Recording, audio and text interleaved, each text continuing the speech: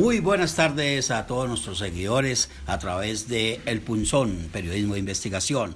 Volvemos con un nuevo podcast que vamos a trabajar aquí en Mesa Redonda con don Román Mercado, don Romilio Rodríguez, don Ricardo Silva y quien les habla, Hernán Rojas. Don Román, cuéntenos, hoy qué tema vamos a tratar. Bueno, Hernán, Ricardo, Romilio, muy buen día a todos nuestros oyentes de estos proyectos de podcast que estamos realizando a través del Punzón.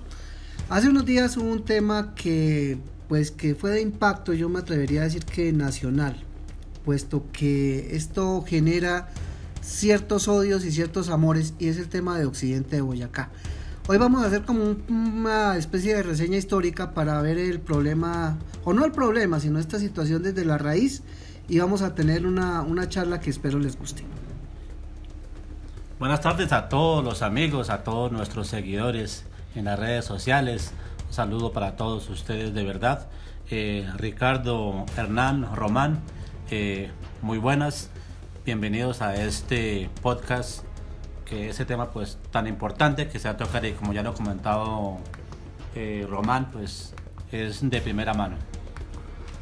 También un saludo especial para todos los oyentes, a ustedes, mis compañeros de mesa de trabajo, un saludo muy cordial. Y sí, señor, vamos a desarrollar este tema que es de vital importancia para el desarrollo de esta zona de Boyacá, de Colombia, y también por lo que es un tema de actualidad debido a la situación que se vive en el municipio de Marití.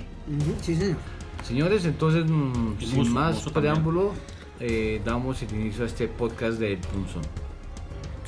Sí, claro, vamos a arrancar por unas etapas, vamos a trabajar las etapas de cómo fue este conflicto de la Guerra Verde, de todo ese anhelo de buscar las famosas y preciadas esmeraldas, las gemas preciosas verdes del occidente de Boyacá, que están distribuidas en tres factores fundamentales, cuatro mejor, que es Peñas Blancas, en San Pablo Borbur, lo mismo que la mina de Coscuez, también en San Pablo Borbur, las otras minas que quedan entre Quipama y Muso, ahí en la quebrada, las ánimas, las ánimas, eso es en lo que es Muso y Quipama, que ahorita están en conflicto inclusive.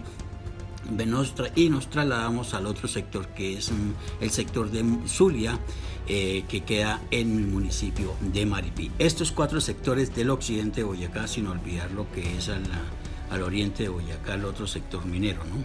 ¿Cuál es ese sector? El de, ahorita se me olvida, ¿Guateque? pero Guateque, pero no, hay otro nombre. Chivor. Las minas de Chivor. Eso es al sur del departamento. No, al oriente, más que todo. Más que todo oriente. Nororiente. Bueno, empecemos empecemos más con la historia. ¿De a qué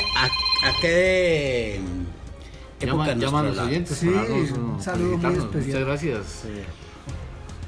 Bueno, esta situación la podemos comenzar desde los años 1400, cuando llegaron los españoles acá y vieron esas piedras preciosas que eran las esmeraldas.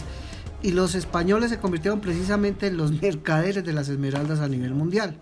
Ellos manejaron esto hasta los años 1840, 1850 más o menos, que era el mercado mundial de las esmeraldas. En el año 1835 más o menos, el general Bolívar le dio una especie de concesión al otro general José París, que también por eso se llama el canal de acá, el Canal París, porque ya le dieron las esmeraldas y le dieron parte de la laguna de Fuquene. Para desecarla, ¿no? Sí, señor. Entonces todo esto quedó así hasta el año 1903, cuando Colombia pierde a Panamá. Cuando Colombia pierde a Panamá, recuerden que el gobierno norteamericano le dio una especie de limosna para comprarle lo que hoy es precisamente la República Independiente de Panamá. Una compensación, pero no fue, bueno. No fue un robo. No fue un robo, fue una compensación, pero... Fue un negociado. Un negociado, sí, señor. Una jugadita. Entonces esta plática la recibió el gobierno colombiano y la guardó. Más allá en el tiempo, ahora nos ubicamos en Francia en el año de 1913. Resulta que el gobierno francés quería renovar su infraestructura para celebrar otro aniversario de la Revolución Francesa. Entonces contrató arquitectos e ingenieros francoparlantes, tanto de Bélgica como del país anfitrión que era Francia, para que desarrollaran una serie de estructuras y obras que dieran como un carácter más, podemos decirlo, que avanzado a Francia. Todo esto estaba proyectado, pero cayó la Primera Guerra Mundial. Entonces estos ingenieros, arquitectos quedaron sin trabajo. Regresando a nuestro país, en el año de 1919 fue la coronación de la Virgen de Chiquinquirá. En esa época estaba el presidente Marco Fidel Suárez, que él era un católico devoto, y precisamente nombró a la Virgen de Chiquinquirá como reina y patrona de Colombia. Dentro de esa situación dijo que él le quería dejar un regalo importante a nuestra ciudad. Cogieron la platica, que era una parte de la que había llegado de la compensación de Panamá, y diseñaron la construcción del Palacio de la Cultura, que en esa época era la estación del ferrocarril. Esta estación fue proyectada para construirse con un ingeniero extranjero, y ahí es donde vienen los ingenieros que quedaron sin trabajo después de la Segunda Guerra Mundial y contrataron a Joseph Martens, que él era de Bélgica. Entonces le dijeron que diseñara el actual Palacio de la Cultura, en ese entonces Palacio del Ferrocarril. Y es que recordemos que el progreso siempre ha venido de la mano con el ferrocarril y con los minerales. Ustedes se acuerdan, por ejemplo, en California, en Estados Unidos, llegó el ferrocarril, llegó la fiebre del oro, pero también llegó como la cuestión de los muertos, ¿no? De los asesinatos y toda esta cuestión. Lo mismo en África, cuando Leopoldo I conquistó el Congo, más de 1 millón de muertos por Leopoldo I, rey de Bélgica. De Bélgica, por tomarse el poder de los diamantes, que es más, Bruselas en este momento es la capital mundial de comercialización de diamantes. Y lo mismo en Rhodesia, ¿no? Cecil Rhodes se apropió de ese territorio y creó su propio país para comerciar con su empresa De Beers. En esa época, que creo que aún existe esa corporación comercializadora de diamantes, y se apropió de toda esta región y era su país, su república. Bueno, entonces ya se construyó acá, que fue como yo me atrevería a decir que fue la segunda estructura más importante de nuestra ciudad, ¿no, Ricardo? Sí, claro, después de la basílica. Después de la basílica yo creo que fue la estación del ferrocarril. Esta se terminó de construir en el año 25 y en el año 26 se dio ya en funcionamiento. Entonces vienen varias situaciones también políticas y económicas que como que al país lo desestabilizaron un poquito, pero empieza también como cierto progreso, que ya se ve en los años 40 que Boyacá necesita ampliar como su red vial. Empiezan a construir la carretera occidente y se empiezan a descubrir las esmeraldas nuevamente. Había tenido una etapa de adormecimiento de explotación minera, y en el año 47 el Banco de la República toma la decisión de que estas minas son de su propiedad. Entonces ya pasan a ser parte gubernamental. Sí. Después de una situación que se vivió de la dictadura de Gustavo Rojas Pinilla, se vio que la minería era parte fundamental del desarrollo del país. Recordemos que durante esta etapa se abrió la refinería precisamente de Barrancabermeja. En Boyacá, por ejemplo, se hizo la inauguración de Acerías Paz del Río, y en Occidente pues obviamente la cuestión minera era las esmeraldas. Entonces automáticamente Chiquinquirá se convirtió como en la joya de la corona. Este proyecto quedó un poquito como rezagado hasta finales de los años 50, cuando ya los gobiernos vieron que acá iba a ser la fuente fundamental de recursos por lo de regalías. Entonces resulta que empezaron a hacer obras de infraestructura. Ustedes ven que durante esta etapa en Chiquinquirá se hizo el estadio, el Coliseo es más nuevo. El estadio se hizo con una marcha de ladrillo, ¿no? Sí, se hizo también el centro de acopio, se fomentó la industria, ustedes se acuerdan, yo no sé si podemos mencionar esas industrias que había en esa época, ¿no?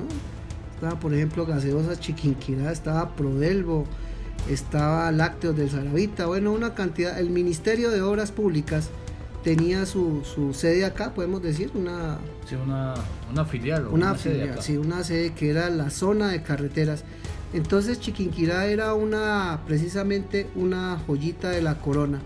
Pero como decíamos anteriormente, con el progreso viene la violencia, y con la violencia pues todos sus ¿cómo decirlo? Sus bemoles. Sus bemoles, sí señor. Una acotación, Román, cuando en el 47 el Banco de la República toma la explotación, exceptúa las minas de Chivor, no sé por qué será, pero no las toma, Sí, señor. las deja en otra administración, no sé qué pasó ahí, Sí, esas pasan a ser ya de otra. sí, como privado, ¿no? Sí, exactamente.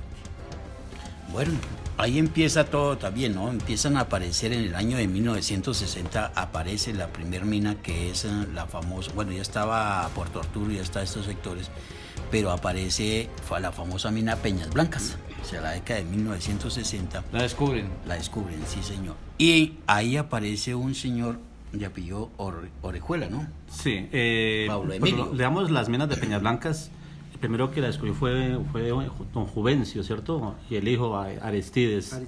Aristides fueron los primeros que descubrieron, porque accidentalmente encontraron las esmeraldas. Ellos eran como el mayordomo era don Juvencio. Y el hijo era él. Sí, entonces pues encontraron las esmeraldas, obviamente que tocaba quedarse callados porque las tierras no eran de ellos, sino eran los administradores de ahí. Pero digamos la historia de Pablo Emilio Orjuela, en la época de la violencia, entonces como la gente se mataba por un trapo rojo, un trapo azul, entonces él venía desplazado del medio Magdalena, y de aquí para allá iba otro señor desplazado, y pues, por motivos de la vida pues conversaron. ¿Y usted por dónde va? No, es que a mí me desterraron por el tema político, por ser liberal o por ser conservador, pues yo voy para ese lado que allá son liberales y no me pasa nada. Y el otro le dijo lo mismo. Digo, pues hagamos una vaina. ¿Usted a dónde va a llegar? No, pues voy a buscar dónde llegar. Digo, no, pues hagamos una vaina. Usted coja mi tierra que tengo allá y pues yo cojo la suya. Y hicieron un intercambio. Entonces, Pablo Emilio Orjuela venía de medio Magdalena y cogió la tierra del señor aquí de este lado, del occidente de Boyacá, de este lado. Y una noche que hubo una gran lluvia, se fue un derrumbe. Al otro día él fue a mirar y encontró las esmeraldas ahí y empezó pues, como se dice, ahí servido, no era más en recogerlas.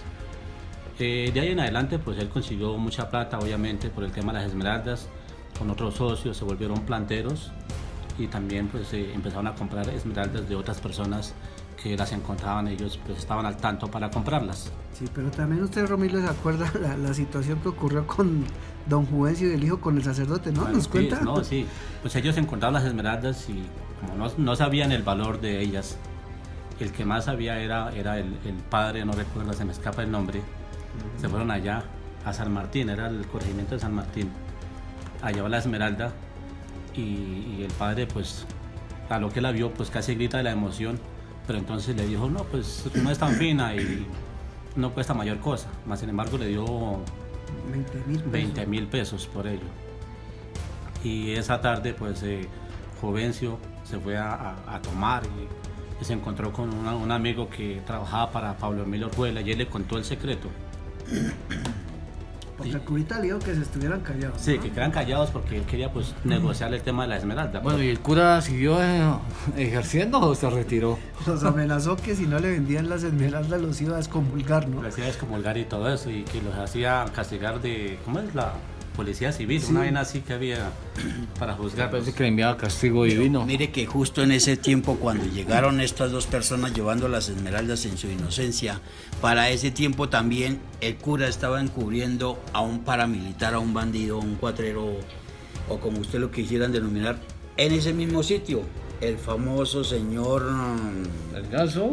No, al otro, Efraín González. Carlos Efraín González Telles, quien se había salvado de una encerrona que le hizo el ejército en su finca en el Hatillo, Santander, ahí en Albania, aquí en la Sí, aquí cordillera, aquí cerquita. cordillera de Saboya, y logró evadírsele al ejército donde murió el papá y el padrino de Efraín. Y el hombre se logró evadir y logró llegar allí a San Martín precisamente a encubrirse y a salvarlo. ¿Otro oyente?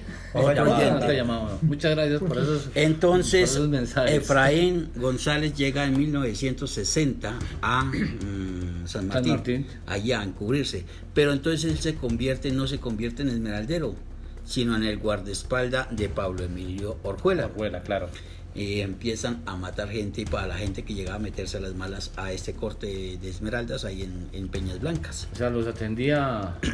Pablo, Sí. Pablo Emilio Orjuela fue ya, digamos, el zar de las esmeraldas.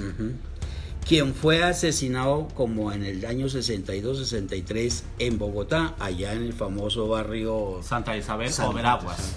Son uno de los barrios que eran de los esmeralderos. Sí, muy conocido. Llegaron y golpearon a la puerta, el hombre estaba escondido, asomó la cabeza y ¡pum!, le volaron los sesos. A él lo reemplazó otro zar, su socio. Sí, ¿no? era un muchacho que cuando estaba Pablo Emilio Orjuela en el occidente se ganó la confianza. Era un muchacho que él lo hacía mandados e inclusive pues se dice que le confiaba pues inclusive ciertos secretos. Entonces ahí fue donde ese muchacho llegó a tomar el puesto, porque como subió mucho digamos de estatus, porque a medida que él iba creciendo pues empezó también a negociar en el tema de las esmeraldas.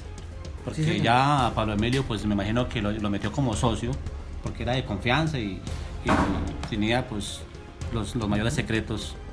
Sí, señor. Sí, Se entonces, trata de Isauro Murcia. sí señor, muy Sí. bien. Y es que como decíamos anteriormente, con el progreso siempre viene lamentablemente la situación de violencia, ¿no? Aunque Efraín González era un cabo del ejército, él tuvo como su acercamiento a los esmeralderos como, ¿cómo decirlo en este momento? No sé si se escuche muy fuerte, como jefe de seguridad, ¿no? Correcto. Algo así. Por eso Jefe de les seguridad cuenta, de Pablo Emilio Orjuela. Pablo Emilio Orjuela. Exacto. Pero a la vez estaba formando su propia banda. ¿Sí? A esa banda se le unió su hermano, otro González, pero a la vez se le unió el famoso Humberto Arizariza, más conocido como el Ganso. Ganso. Y eran los que perpetraban todas estas matanzas. ¿Qué pasa? Empecemos a trabajar un poco sobre la historia de Efraín González, Ujú. Sí, ¿cierto? señor. Sí, señor. Pues resulta que Efraín González primero entró en el año, hasta el año 1958, estuvo ya siendo cabo del ejército. Él prestó su servicio a los 18 años y luego se metió como cabo del ejército. Y lo sancionaron porque lo pescaron, supuestamente lo pescaron vendiendo armas allá en el Quindío. El hombre entonces se metió en una bandola de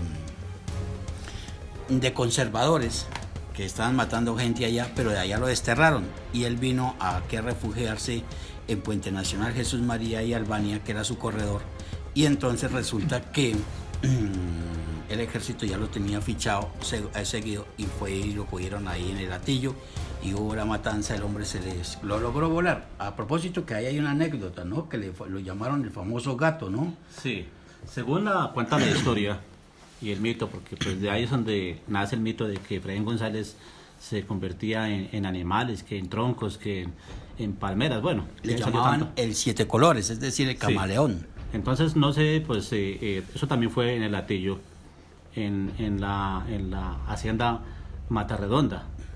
Resulta que pues llegó el ejército y lo rodeó y uno de los soldados o varios soldados entraron a la casa pues a eliminar a Efraín González.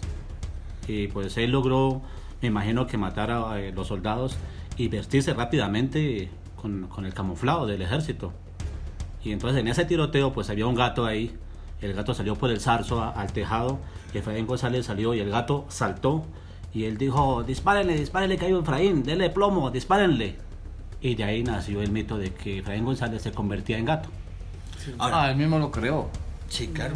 Sí. Pero venga, hay una situación de Efraín González, y es que a raíz de que ese día mataron al papá y al padrino, ese man le cogió una venganza fuerte al ejército. Él estaba cometiendo unas arbitrariedades ahí, estaba organizado su banda y estaba matando gente de los liberales en el sector de Puente Nacional y en el sector de Jesús María, entonces por eso lo estaban persiguiendo. Entonces, ¿qué pasa? Él acá en Chiquinquirá cometió varios crímenes, sí, muchos de ustedes, vamos a narrar dos. Dos de esos crímenes son, uno, la famosa Plaza de Toros Luis Tirso García, y era que a Efraín González le contaban quiénes los apiaban en el batallón Sucre. Entonces, O sea, perdón, él tenía animadversión hacia el ejército, pero a la vez se nutría de información que le llegaba al ejército. Correcto. Contradictorio, ¿no? La lógica colombiana, ¿no? La lógica. Y entonces el hombre llegó y se paró un día, tal persona los apió a usted, y lo esperó ahí en la salida de la Plaza de Toros, que era muy famosa, la Luis Tercio García, que cae en la novena con 21. Entre 21 y 19. Y 19. El hombre se paró en la calle 21, con novena en toda la mitad, sacó una subametralladora que cargaba y empezó a disparar contra toda la gente que salía de la Plaza de Toros. Ahí mató a muchas personas, más de 20 personas murieron. 20 personas muertas, una masacre. Sí, el hombre mató a mucha gente ahí. Bueno, y otra que se entró y fue muy conocida, era que el alcalde de ese momento era de apellido Castillo. Sí. Y este señor lo había denunciado. Ojo, que el señor Efraín anda rondando por acá. Y resulta que el hombre se enteró y fue y lo buscó a la casa. La casa de ese alcalde en ese entonces era ahí en la avenida Las Palmas, la carrera 10ª, sí. Con calle 25 bajando. Que hoy en día la tumbaron la casa y se transformó. Y resulta que antes de llegar al colegio cooperativo, pero por el otro lado, al frente, por la otra acera. Y el hombre no mató al alcalde porque no lo encontró, pero sí mató a la esposa y mató a 2 hijas. Esa historia, ¿no? Sí, claro, el man era muy vengativo y mataba a mucha gente. Y obviamente ya empieza y se va y se fuga y se esconde allá en el sector minero y se convierte en el escolta de estos señores. Él era santandereano, ¿no? Él había nacido en Jesús María. En Jesús María en el año 33. En el año de 1933. Pero otra de las anécdotas que cuenta la gente, que el que era chismoso, porque eso lo hizo inclusive en Saboyá, lo hizo en Santander, que la persona que lo sapeaba le llegaba a la casa y primero le sacaba la lengua. Dicen, no sé si será cierto o no, y posiblemente... ¿Quién le sacaba la lengua a quién? Efraín González. Al delator. Es que lamentablemente en la época de... después los asesinaba, claro. En la época de los 40 y de los 50 hubo una serie de bandoleros en todo el país, especialmente en el Tolima, ¿no? Y en el Valle, toda esa región, que hacían una cuestión que se llamaba el corte de corbata, que era que llegaban a donde sus víctimas, le cortaban el cuello y por el cuello le sacaban la lengua, una tortura, digamos. ¿Pero eso era cierto? Sí, eso era dantesco, eso era barbárico, literalmente, porque era una cuestión impresionante. Los degollaban. Exactamente, y eso le llamaban el corte de corbata. Retomando el tema, entonces Efraín González, como ya decíamos, se convirtió en una especie de jefe de seguridad, y esto le generó como más enemistad. Y pues como las Esmeraldas estaban en esa época concesionadas, no estaban concesionadas, sino hacían parte del Banco de la República, se convirtió en un tráfico, porque era ilegal tener esmeraldas. Entonces estos señores, ¿a qué se dedicaban? A robarle las esmeraldas a los mineros y contrabandearlas y venderlas en Bogotá. Venga, Román, tengo una pregunta. ¿El Banco de la República era dueño de las minas? Sí, señor, desde el año 47 hasta el año 66. ¿Y hacía presencia en las minas o simplemente era título? No, era un título honorario. Sí, un título honorario, pero allá hagan lo que quieran. Exacto. Sí, porque cómo se confiaba, era muy difícil porque el Banco de la República no tenía todo el personal administrativo o de vigilancia para estar ahí presente en la sacanza de la esmeralda. No, y es que entonces, eso se convirtió en tierra de nadie, como suele suceder en terrenos donde hay yacimientos de minerales. No, y lamentablemente ustedes se dan cuenta que las vías desde esa época yo creo que no han aumentado en su ¿cómo decirlo?, en su funcionalidad, nada, porque han sido vías olvidadas, han sido trochas, han sido caminos de herradura. Entonces era muy difícil la presencia del Estado. Esto generó lo que más adelante vamos a ver. Entonces, ¿qué ocurrió? Todas estas bandas criminales en esa época se dedicaron a cuidar intereses, pero también a obtener ciertos beneficios. Es decir, yo le cuido, pero usted me paga y me da esmeraldas o algo así. Esto tuvo un desenlace terrible, ¿no, Hernán? Cuando a Efraín González lo eliminan. Lo eliminan, eso ocurrió el 9 de junio de 1965. Él estaba en el barrio San José, escoltando obviamente a sus jefes ahí, y resulta que lo delataron. Me parece que estaba visitando una noviecita de apellido Pinilla y lo rodearon 200 soldados y empieza el combate a las 2 de la tarde. Pleno barrio San José en Bogotá. Pleno barrio San José, Bogotá, al sur, ahí como en calle 22, casi pegando el 20 de julio, ¿no? Sí.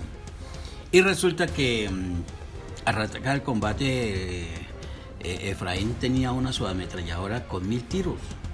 Y a la vez, sí, y un revólver. Y ¿Pero él estaba solo combatiendo contra el ejército? Solo contra el ejército, Mucho pero berraco. hizo trincheras para pegar brincos. Pues en ese momento, en 1965, Efraín tenía 32 años, era un pelado, era muy joven. Y resulta que hasta las 8 de la noche, cuando ya le quedaban pocas balas, el hombre intentó salir por unos potreros.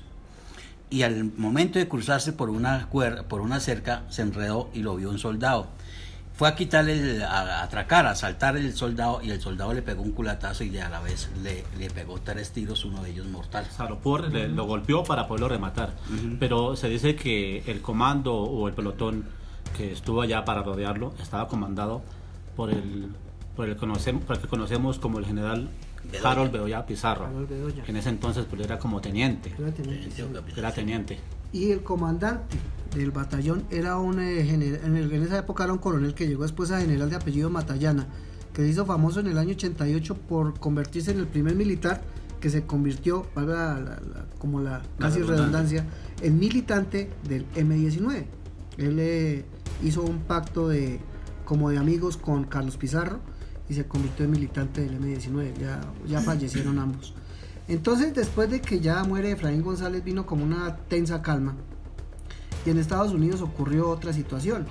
Resulta que en el año 70 estaba Richard Nixon y él cambió el patrón oro, que el dólar lo sustentaba, lo transformó en patrón petróleo. Entonces, es decir, llegó donde los árabes y les dijo: venga, negociemos, yo los protejo, ustedes están ahí cerquita de Israel, acaba de pasar la guerra y todo, respáldenme en el billete y yo lo respaldo a ustedes con seguridad.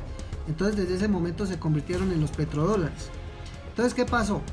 Ya era muy difícil aquí que llegaran dólares y se convirtió en un delito poseer dólares en Colombia en los años 70, hasta el año 74. Entonces llega el presidente Pastrana en el 70 y automáticamente concesiona las minas en el 72. Es decir, ya pasan a operadores privados, ¿no, Romilio? Sí. Acá varias empresas hicieron parte de esa concesión. Claro, sí, pero entonces tengamos en cuenta, Román, que después de que el gobierno, pues eso del Banco de la República se le salió de las manos, después del 66 le entrega eso al gobierno, ¿no? Exacto. Lo entrega al gobierno y pues eso es peor todavía porque no había ningún tipo de control. Crean Ecominas en 1968, que fue hasta el 73. Exacto, y ahí es cuando se concesiona y se convierte prácticamente en un elemento de contrabando, porque no se podían sacar, no se podían comprar en dólares, entonces empezaban a contrabandear las esmeraldas, las llevaban a Bogotá y de ahí al extranjero, porque recordemos que el principal mercado de las esmeraldas ha sido Estados Unidos, algunos países de Europa y Asia, ¿no? Japón y China. Japón. Los japoneses fueron los mayores compradores de esmeraldas. Recordemos que en esa misma época, cuando ya hubo la concesión, nacieron las empresas como Esmeracol, Coexminas, Tecminas, varias empresas nacieron en esa época. Bueno, eso nacieron a raíz de varios factores. Uno, pues volvemos a la historia, retomando la del área de los famosos zar, muerto Orejuela, sube Isauro Murcia, y Isauro Murcia, segundo zar de las el esmeraldas. segundo zar, pues resulta que Isauro le rompen le hacen un huequito a la avioneta, porque él se transportaba en avioneta, y que se queda sin gasolina en el aire y ¡pum!, se cae. Entonces, al caer Isauro, era en el año 70 más o menos, viene... ¿Él murió en el accidente? Sí, claro. No, él no lo mataron en... No, él murió en el Semejante totazo. murió en el accidente. Entonces viene y asume como nuevo zar de las Esmeraldas el señor Gilberto Rodríguez, el señor Gilberto Molina, Sí. de Equipama, que él mandaba ahí en Tecminas, en Muso y Equipama. Pero en ese momento estaba mandando y reinando y haciendo de las suyas un señor que se llamaba Humberto el Ganso Ariza. Él estuvo preso. De Efraín González, ¿no? Cuando muere Efraín González, el que sigue en relevancia o en estatus es ya el Ganso Ariza, como reemplazo de él. Pues resulta que el Ganso Ariza se salvó de la muerte ahí, pero a la vez estuvo preso. Estuvo casi 9 años preso, salió hasta el año 79 más o menos. Y este señor organiza su banda delincuencial, y esta banda delincuencial estaba manejada por las siguientes personas. Estaban las siguientes personas: José Ruperto Córdoba Mariño, alias Colmillo. Un gran asesino, pero uno de los más fuertes asesinos que hubo. Carlos Murcia Chaparro, alias Pequinés. No, Garbanzo. No, Garbanzo, El hermano mayor de Pequinés. Bueno, ahí vamos. Luis Murcia Chaparro, alias Pequinés. Y obviamente Oscar Murcia Chaparro, el hermano menor de ellos. ¿Cuál de todos esos era Galleta? Galletas y Chaparrón son los hermanos García. Ya. Eso ya son otra parte. O sea, acuérdese que ¿Y eso por qué le dio Galleta? porque era seguro muy galleta. Resulta que en el occidente de Boyacá, en el occidente y sobre todo en las minas, en ese tiempo, en esa época, usted se enguacaba y usted empezaba a plantear y usted ya se convertía en jefe. Entonces conseguía varios muchachos que te querían y bueno, ustedes van y sacan esmeralda y me las venden a mí. Entonces así llegaron ellos. Resulta que a Ganso Ariza le tendieron una redada en la carrera 30 con calle Quinta en el sur de Bogotá y lo mataron. Usted es una zorra. Le golpearon a la puerta, el hombre salió que parecía que habían atacado a la mujer y resulta que el hombre salió y lo mataron. En su combo lo siguió José Ruperto Córdoba Mariño, alias Colmillo.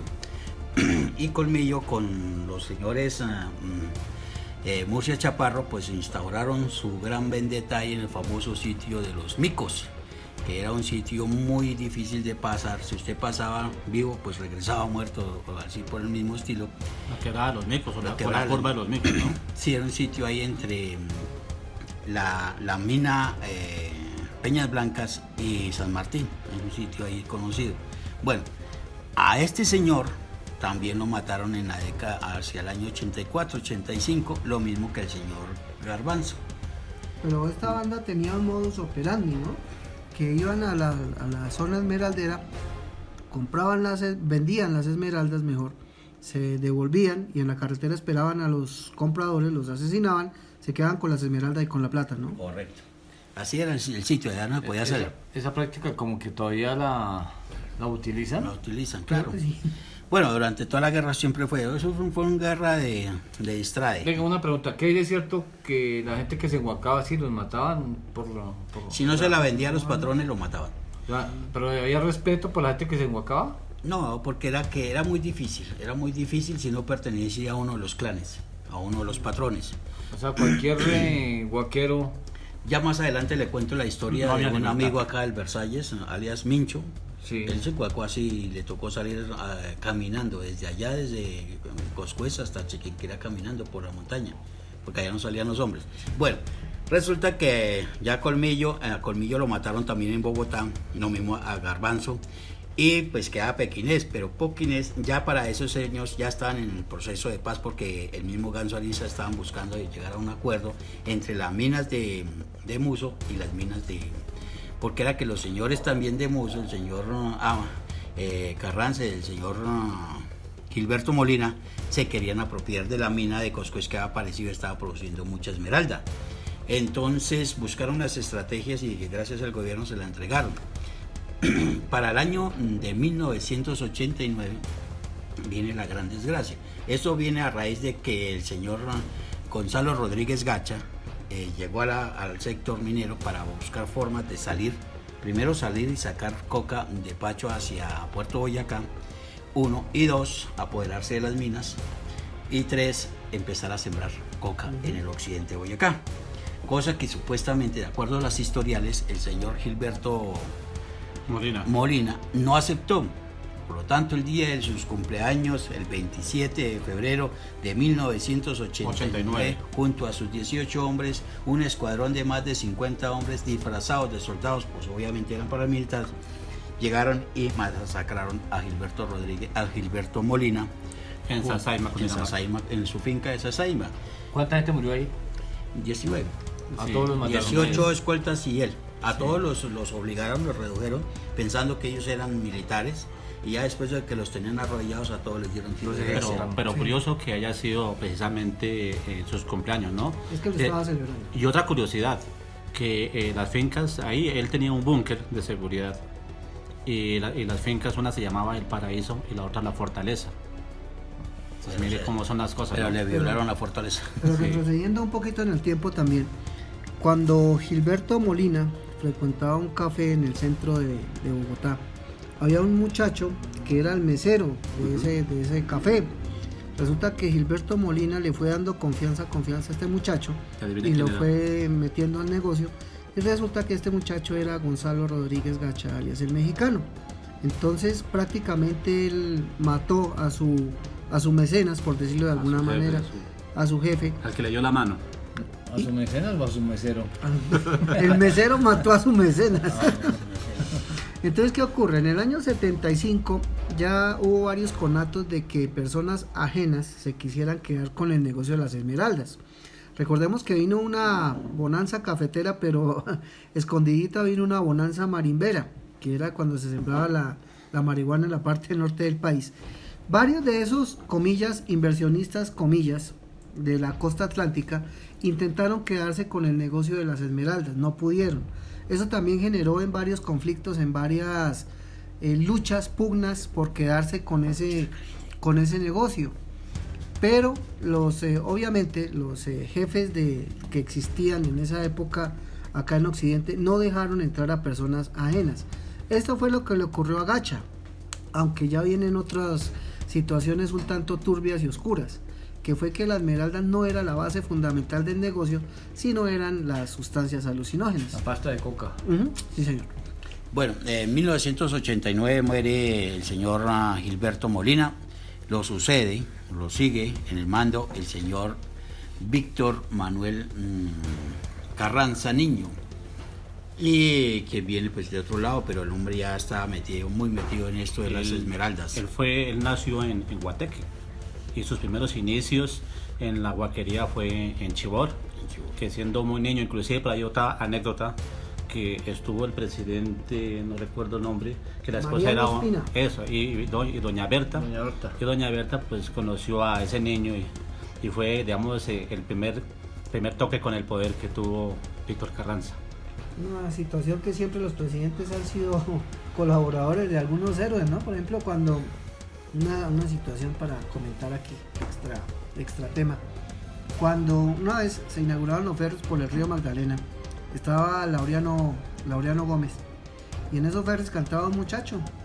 Y dijo, no, usted canta Diomedes. un local, usted canta muy bonito, venga, Casi que que no la sé junta. qué, lo voy a ayudar. Lo mandó al conservatorio, y este señor fue Carlos Julio Ramírez, que fue el primer colombiano que tuvo la oportunidad de actuar en una película en Hollywood en el año 47, que se llamó Escuela de Sirenas, junto con Esther Williams. ¿De sirenas o sirenitas? Sirenita. Este muchacho Carlos Julio Ramírez era tenor, Era tenor, sí, era reconocido tenor. y se radicó en Estados Unidos, después regresó a Colombia y lamentablemente falleció en una situación económica paupérrima, despilfarró todo su dinero, murió en Miami precisamente en el año 85, si no estoy mal. Bueno, entonces entramos con la historia del señor Víctor Carranza, quien estratégicamente, a pesar de él no tener estudios sino de hasta quinto de primaria, monta y crea y forma la propuesta con la Iglesia Católica de acabar el conflicto, la famosa Guerra Verde, y el 25 de junio de 1990 se firma el pacto de no agresión más en este del conflicto de la Guerra Verde. Una pregunta, ¿podemos especificar quiénes eran los bandos contrarios?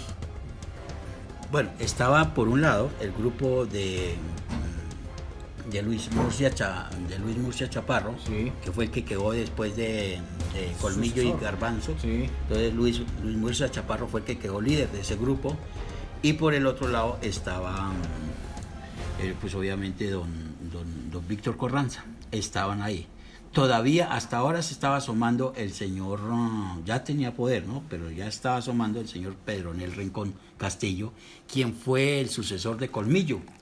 Pero él también llegó a Coscuez y empezó a formar plante, primero como guaquero, después a formar plante, y ya tenía su grupo ahí en las minas, su poder también en la misma de Coscuez. Este señor Pablo Elías Delgadillo Ya viene ahí. viene Entonces, más adelante. ahí, para poder tener control de esa mina, ya que Víctor Carranza no podía descuidar Muso, que equipa más, digamos, allá la mina de Puerto Arturo, que era la de él, entonces nombra como jefe de la mina de Coscuez al señor Pablo Elías del Gaillo, quien de ser camionero pasó a ser el director. Claro que el hombre había sido alcalde de Pauna, Pablo Elías del Gaillo, y él no murió sino como de 43, 44 años, sino que era muy gordo en el año 2001. Pues él empezó a liderar porque él había hecho un año de Derecho, él estudió inclusive aquí en Chiquinquirá. Al hacer ese año de Derecho y tener bastante verbo, pues el man se le logró meter y se les...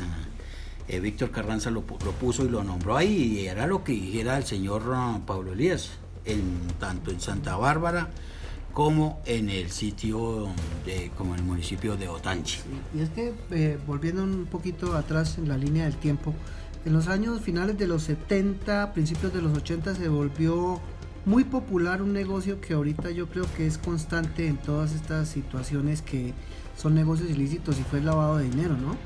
Todos estos narcotraficantes que lamentablemente le hicieron tanto daño al país, y ahorita algunos los glorifican, tenían esa constante, ¿no?, de invertir en supuestos negocios que eran fructíferos, que eran económicamente viables, para ocultar sus verdaderas intenciones. Muchos intentaron llegar acá, y yo creo que fue una constante, ¿no?, que los narcotraficantes quisieran encontrar como el negocio de las esmeraldas para encubrir un poquito el negocio del narcotráfico.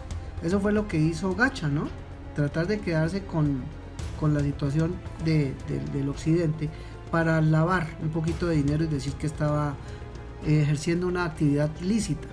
Esto tuvo aunque sí hubo muertos y todo esto, pero el detonante fue el asesinato de un señor Acero en el año 84, ¿no? Sí, él se llamaba don Arsenio Acero. ¿Qué pasó? Él fue asesinado y ahí fue donde prácticamente fue el detonante de toda esta guerra del occidente. Se recrudeció la guerra entre... Claro, más fuerte. ¿Entre qué? Porque ellos, este señor era custodiado por los señores Colmillo y sus socios, y entonces atacaron y le echaron la culpa a la gente de Carranza, y empezaron a matarse unos a otros, y maten uno y maten a otro, y maten a uno y maten a otro, hasta llegar al año de 1990, cuando se firma el pacto. ¿Cómo se firmó el pacto y quién fue el del pacto? El autor fundamental e intelectual fue el señor Álvaro Raúl Jarro Tobos, monseñor obispo de Chiquinquirá, quien fue y los sentó a todos en un hotel, en una casa, iban a dormir todos sin armas, y ahí se bajó la guardia. Este señor era un carácter fuerte, recuerde que nosotros tuvimos varios encontronados con él, ¿no? Sí. Era un carácter muy fuerte este obispo, pero a la vez ellos le hacían caso a lo que él dijera, y obviamente se firmó este pacto en el año de 1990, y empezaron a calmarse los ánimos. Pero para esa época empezó a aparecer una mina que se llama la famosa mina La Pita, el Maripí, que es la otra mina. Y entonces, para los años 90 también se calma un poco, la violencia sí bajó mucho, pero porque se hicieron amigos, y al hacerse amigos ya empezaron a lo que usted venía diciendo, el camuflaje de empezar a sembrar coca, porque sí logró el objetivo el señor Gonzalo Rodríguez Gacha, de sembrar coca y empezar a producir en el occidente de Boyacá. Y a lavar. Y obviamente a hacer este proceso del lavado. Para el año 2001, ya empieza a haber muchos laboratorios y muchos cultivos de coca en el occidente de Boyacá. Y es cuando el señor Víctor Carranza pues se traslada, se dice que él ya se fue para todos los llanos orientales, compró grandes fincas allá y mejor dicho, y ahí viene su guerra con el señor alias Cuchillo, ¿no? ¿No tuvo problemas con este señor Leonidas Vargas? También, con un narcotraficante. Sí, claro, porque pues, obviamente usted está comprando fincas para supuestamente criar marranos, porque era supuestamente y criar vacas, y resulta que era otra cosa lo que estaban haciendo. Pero ese señor Cuchillo le hizo unos atentados bravos a Víctor Carranza, donde utilizaron hasta rocket, y parece que ahí es donde está el otro mito, que sí, todos esos patrones eran rezados, donde dicen que no les entraba la bala ni el cuchillo, y realmente porque en ese atentado, en el más fuerte, donde utilizaron los rockets, no tenía escapatoria Víctor Carranza, y pues ahí es donde salió ileso, no le pasó nada. Tal fue que ni las balas ni la justicia no le hizo nada, porque era inmune a eso, tenía mucho poder. Inmunidad diplomática. Inmunidad diplomática. Se dice, no sé, son otras anécdotas que dicen que Víctor Carranza, digamos, llegaba un muchacho y le decía: don Víctor, lo que pasa es que yo quiero ser abogado. Entonces él le colaboraba. Mire, don Víctor, lo que pasa es que yo quiero ser ingeniero. ¿Sí? Entonces parece que él, don Víctor, yo quiero ser militar. Entonces le pagaba la carrera. Y claro, entonces ya para esta época, cuando Víctor Carranza tenía problemas con la justicia, pues ya era intocable, porque toda esa gente, él fue el que le ayudó a que llegara a ser profesionales. Pero hay una situación, muchachos, y venga. Resulta que para el año 91, 92, 93, 94, 95, el señor Víctor Carranza, para poder protegerse allá en los Llanos Orientales, creó un grupo de paramilitares que llamaban Los Dorados. ¿No son los macetos? No, Los Dorados. O los carranceros. Y también les decían los carranceros, pero Porque habían peleas en la Modelo y en la Picota, y hablaban mucho de las guerras de los carranceros contra, creo que con grupos, con presos leales a ciertos narcotraficantes. entonces ahí viene una historia que muy pronto la vamos a estar leyendo, que es la historia del sargento Guarnizo. Recuerda aquel que estaba supuestamente condenado a 23 años por haber matado un matarife, o sea, una persona que sacrifica ganado con sus ayudantes. Eran 3 personas que murieron en un pueblito ahí al lado de la Uribe Meta, y resulta que ese ganado que se habían robado era del señor Víctor Carranza. Sí, Y llevaron a los Dorados, los paramilitares fueron los que mataron, pero el que fue y puso pecho allá a hablar con él fue don Pedro Guarnizo, y hoy en día está condenado por esa masacre. Bueno, todo ese tiempo que estuvo, esos prácticamente 2 décadas que estuvo allá Víctor Carranza, obviamente también allí mandando en sus minas. Para el año 2001 muere el señor Pablo Elías Delgadillo, y prácticamente la mina Coscuez decae, muere, esa mina prácticamente muere, y empieza a aparecer un señor que se llama Jesús Hernando Sánchez. Y este señor empieza a comprarle la mina. Imagínense, en un panal de abejas, la mina Coscuez es eso, una montaña llena de huecos, y cada túnel tenía su dueño. Entonces el señor Jesús Hernando Sánchez empezó desde esa época a comprarle a cada uno su túnel, y los tenía ahí guardados. Compré su túnel y los tenía ahí guardados. Para el año 2005-2006 aparece un personaje que se llamaba Yesid Nieto, un ex paramilitar. ¿De dónde era, Romilio? Él venía del Guaviare, creo que nació en ese sector natal, de estas tierras. Pero este señor fue enviado por un gran paramilitar que se llamaba Freddy Rendón Herrera, el famoso alemán, alias el alemán. Fue enviado con un solo objetivo, con el mismo objetivo que ha venido siempre diciendo don Román: lavar plata. Entonces compraban esmeralda y lavaban. El señor Jesse empezó a comprar minas, a comprar túneles, a comprar acciones de los túneles, de las minas. Compraba todo lo que le ofrecieran. Lo que le dieran, hermano. Pues esa vaina le causó escamor y le causó fastidio al señor Pedronel Rincón y al señor Víctor Carranza. Y entonces pues hablaron, y bueno, esta vaina qué, hermano. Y en el año 2006 le hacen el primer atentado allá en... Pero Hernán, tengo entendido que Pedronel Rincón, alias Pedro Orejas, y Yesid Nieto eran socios, eran muy amigos. Por eso él llegó como socio. Sí, eran muy amigos. Pero no les estaba gustando eso, que él ya estaba prácticamente por encima de ellos. Estaba quitando el poder. Y entonces le hacen el primer atentado por allá, creo que era llegando a su apartamento en un ascensor. En el norte de Bogotá. Norte de Bogotá. Con los papás creo que iba. Sí, con el papá. Y resulta que el man se salva. Y al salvarse el hombre se huye hacia Guatemala.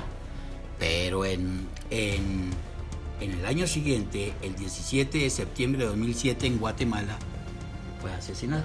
Entonces podemos Mira decir hasta dónde llegó el poder de ellos.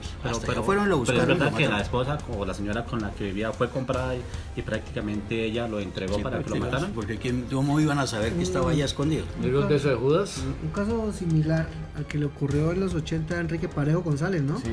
Que era ministro acá, por protección lo enviaron a Hungría, a Budapest. Hasta allá lo buscaron, le hicieron un atentado y lamentablemente quedó pues algo afectado. Sí, no murió allá, ¿no? Ahí podemos decir entonces que a Yesid Nieto pasó de Guatemala a Guatepeor. Algo así. Bueno, sigamos porque el tiempo ya nos está cortando, y resulta que Las relaciones empezaron a bajar, obviamente la producción de coca era altísima, llegaron erradicadores manuales, al señor Pedro Nel Rincón le destruyeron 5 laboratorios en Copper. Para el año 2004 fue cuando encontraron en Copper, cuando era supuestamente el famoso alcalde José Rogelio Nieto, el hermano del actual alcalde de Copper, quien hoy en día está en una cárcel en Estados Unidos por narcotráfico.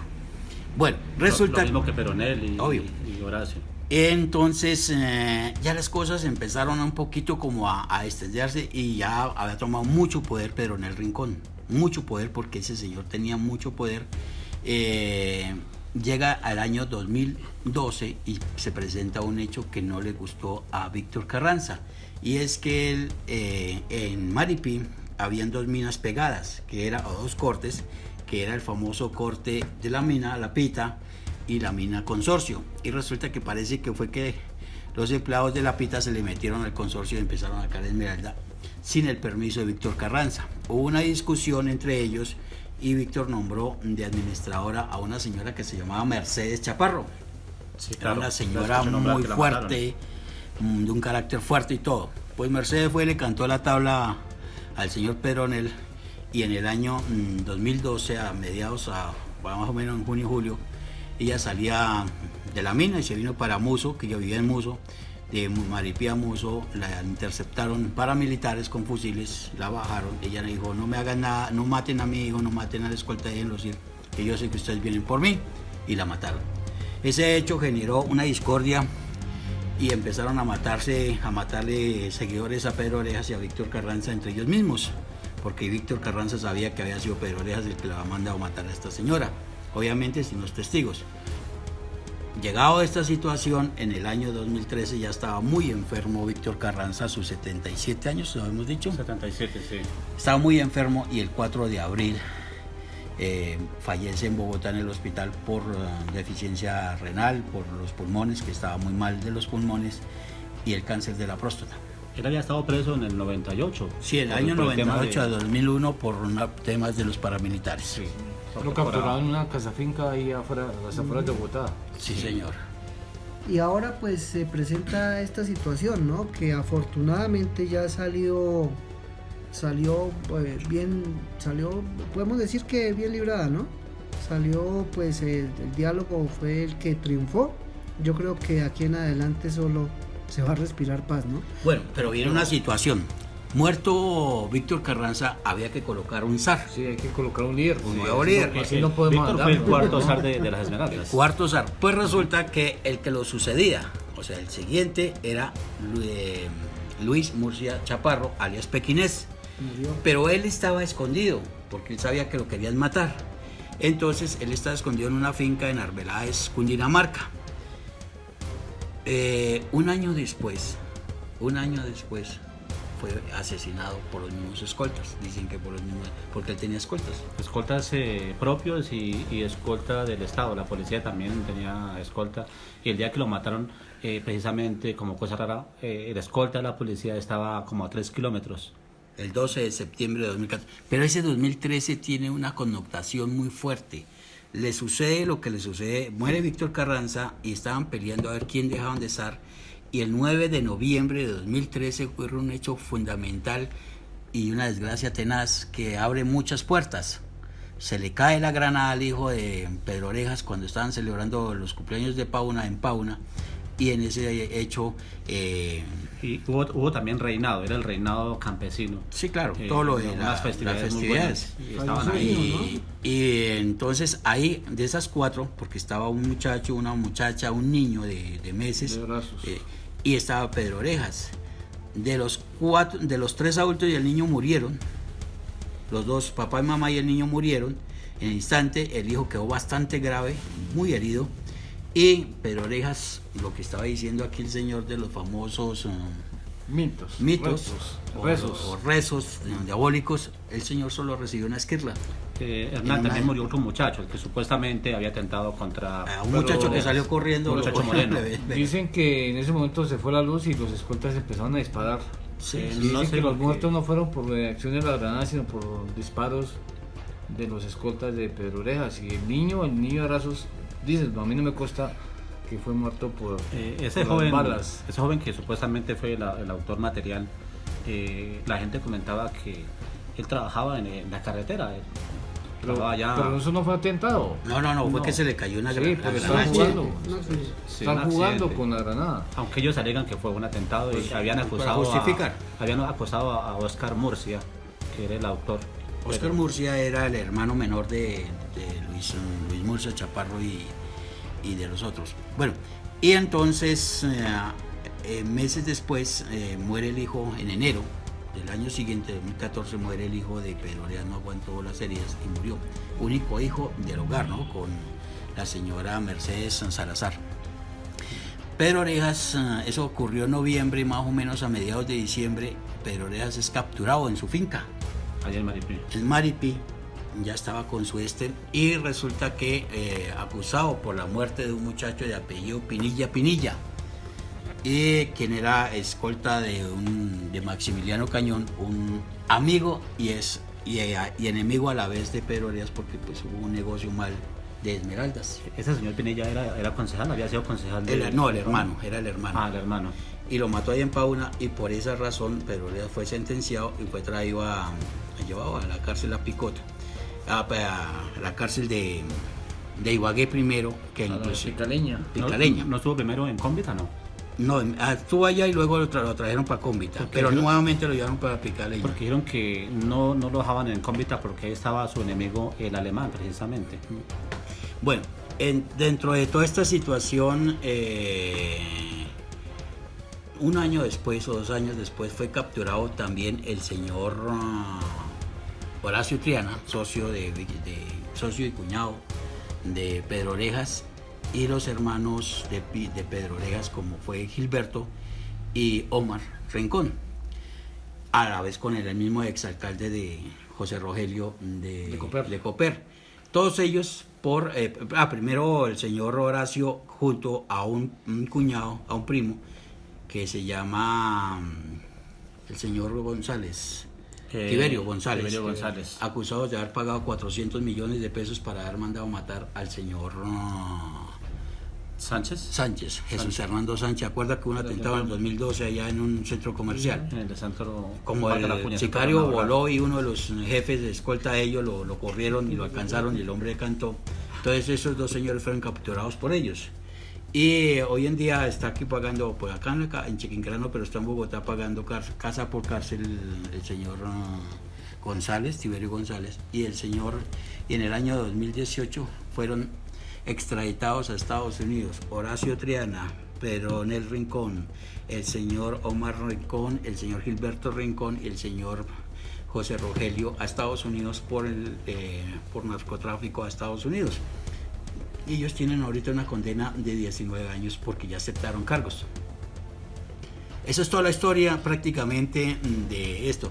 Hoy en día, pues no lo acepta, él dice que no, pero hoy en día el zar de las Esmeraldas se llama el señor Jesús Hernando Sánchez, quien acumuló todo lo de los túneles de la mina Coscuez y se la vendió ahorita a los árabes en la bobadita de 13 millones y medio de dólares, hace un año. 13 millones de dólares, Sí. poquito. Porque en la... Y- O sea, vale más. Pero no está vendido todo, vale 75, fue el 75%, porque todavía tiene acciones ahí. El objetivo de los árabes es coger la montaña desde el pico y empezar a descenderla toda con máquinas. Pero son ambiciosos porque quieren coger aquí y quieren coger Santurbán. Sí, y a la vez, esa gente tiene tanto dinero, y a la vez ellos compraron las famosas acciones de Totumos y Cunas en Maripí, y ahí la famosa Fundación Santa Rosa. ¿Se acuerda que hay problema y que se le metieron ahorita? Eso también es de los árabes. Lo mismo que pues obviamente que la mina de Puerto Arturo, que hoy se llama MTC, es de un norteamericano que fue embajador de Estados Unidos, pero también tienen acciones los famosos sobrinos de Gilberto Molina, como son Edwin y no me acuerdo el nombre del otro, Molina, que Edwin es prácticamente el presidente de Aprecol. ¿No dejó hijos? ¿No tuvo hijos? No, Gilberto Molina tuvo 2 hijos, y él de regalo un día de cumpleaños o de Navidad les recompró una avioneta, un juguetico. Sí, tome Una chinos. avioneta, y los chinos le pusieron, porque fue que Gilberto construyó un aeropuerto en Quipama, Sí. que eso fue lo bonito Costó 1.400 millones. En Sí. la época. en la época. Y resulta que los chinos despegaron, estaban sobrevolando Quipama y se cayó la avioneta.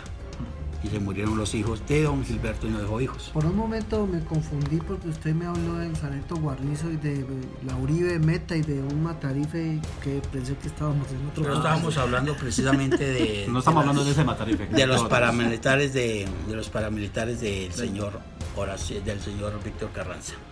Bueno, señores, el tiempo se ha terminado. Sí. Una charla muy amena, muy Las conclusiones, ¿no? enriquecedoras.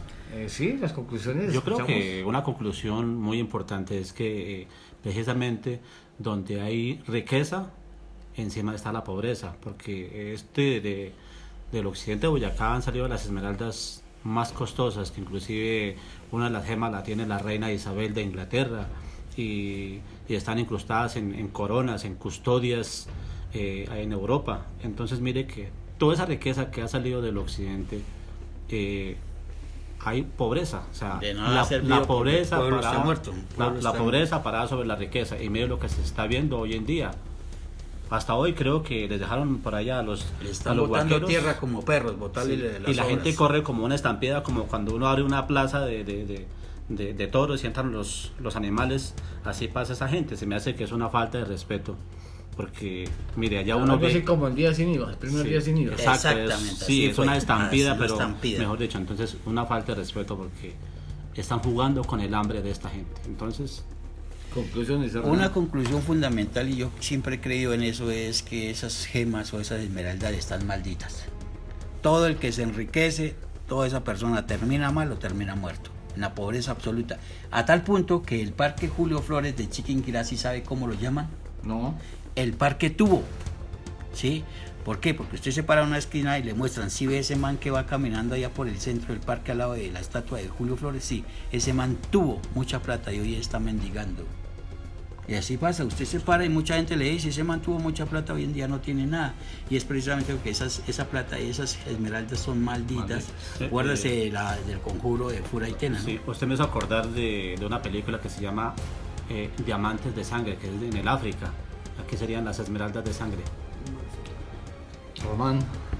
No, yo creo que fue un placer haber estado hoy compartiendo con Y ustedes. en conclusión, Yo creo que todo tiempo futuro será mejor.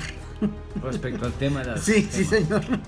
Sí. Bueno, ha sido un placer haber escuchado esta charla tan amena y tan enriquecedora. No queda más sino despedirnos y esperarlos en el próximo podcast del Punzón. Muchas gracias a todos.